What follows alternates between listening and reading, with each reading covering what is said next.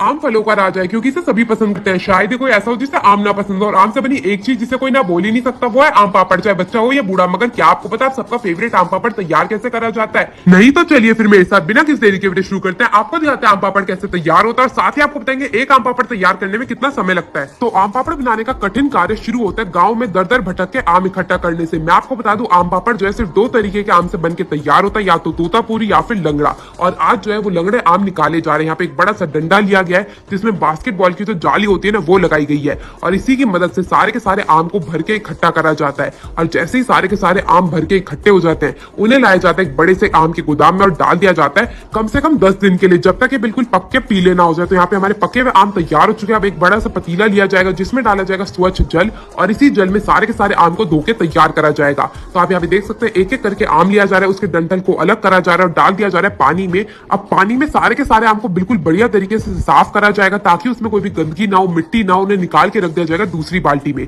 अब इस बाल्टी में हर एक आम के टुकड़े करे जाएंगे। मैं आपको बता दूं आम पापड़ बनाने के लिए ना आम को भी बड़े स्टाइल से काटा जाता है। एक आम के चारों ओर से उसकी फाके निकाल के अलग कर ली जाती है, मगर उन्हें गुठली से जोड़ के ही रखा जा रहा है। और आप जो ये मशीन देख रहे हैं ना, इसी मशीन में सारे के सारे आम से आम पापड़ तैयार करा जाएगा। तो यहाँ पे हमारे कटे हुए बाल्टी भर के आम पापड़ आ चुके हैं। अब एक एक करके सारे के सारे आम को इस मशीन में डाला जाएगा जिससे उसका गूदा निकाल के अलग करा जा सके। तो यहाँ पे सारे के सारे आम को डाला जा रहा है बड़ी सी मशीन में। इस मशीन का कार्य होता है एक तरफ से सारा का सारा गूदा अलग कर देती है और एक तरफ से सारे के सारे छिलके। तो आप यहाँ पे देख सकते हैं सारे के सारे छिलके बाहर आते जा रहे हैं जिसमें बिल्कुल भी गूदा नहीं है।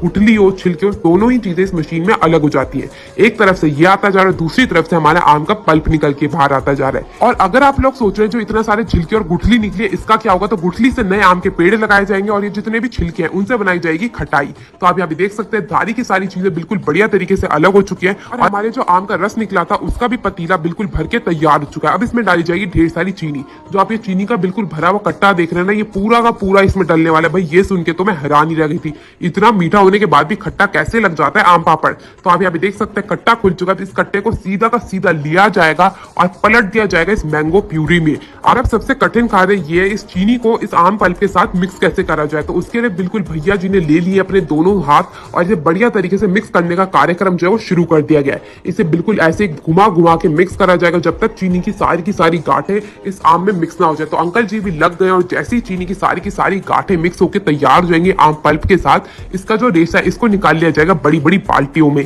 तो आप यहाँ पे देख सकते हैं जो ये हमारा आम पापड़ का रेशा है वो तो बन के बिल्कुल तैयार हो चुका है। अब बारी आती है इसे सुखाने की, जो कार्य बिल्कुल कठिन होने वाला है। भाई इतनी जल्दी आम का रेशा सूखेगा कैसे? तो उसके लिए क्या करा जाता है, इन्हें ले जाया जाता है बिल्कुल गर्मा गर्म माहौल में जहाँ पे धूप जो है वो बिल्कुल सीधी पड़ रही हो और पूरे दिन की पड़ रही हो। और आप ये जो बड़ी बड़ी चटाइयां देख रहे हैं ना, इस पे बिछाया जाएगा इस आम प्यूरी को। सारे के सारे भैया लग गए इस आम प्यूरी को बिछाने में और इन भैया का काम है दो बड़े बड़े कटोरे भर के इस आम प्यूरी को बिखेरने का। तो वो बिखेरते जा रहे हैं और जो बाकी के भैया हैं वो इसे फैलाते जा रहे हैं। तो आप यहाँ पे देख सकते हैं बढ़िया तरीके से सबसे पहली लेयर जो है वो हमारी आम प्यूरी की लग गई है आम पापड़ बनाने में।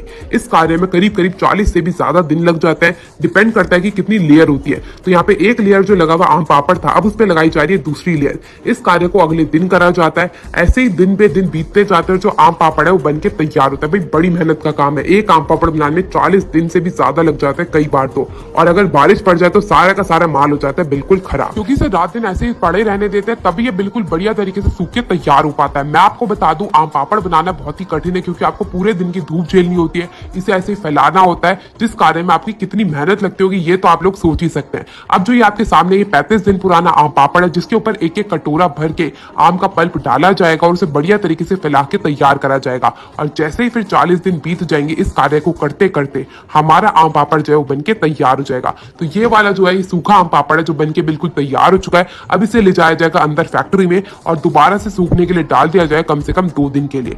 अब यहाँ पे 2 दिन बीत चुके हैं और यहाँ पे हमारा आम पापड़ बनके बिल्कुल तैयार है। तो कटवाते हैं अपने लिए और चख के बताते हैं आपको इसका स्वाद कैसा है। भाई बिना केमिकल के बिना किसी मसाले के तैयार हुआ आम पापड़ की तो भाई बात ही कुछ और होगी, और ऊपर से खेत के ताजे आम हो तो भैया क्या ही कहने। आप यहाँ पे देख सकते हैं हमारा आम पापड़ बिल्कुल बढ़िया तरीके से बनके तैयार हो चुका है। भैया मैंने इसे चखा और मेरे को तो बहुत ही मजा आ गया इसे खा के। अगर आपको भी पसंद है तो जरूर बताइएगा। मैं मिलती हूँ अगली वीडियो में, तब तक के लिए टेक केयर, गुड बाय।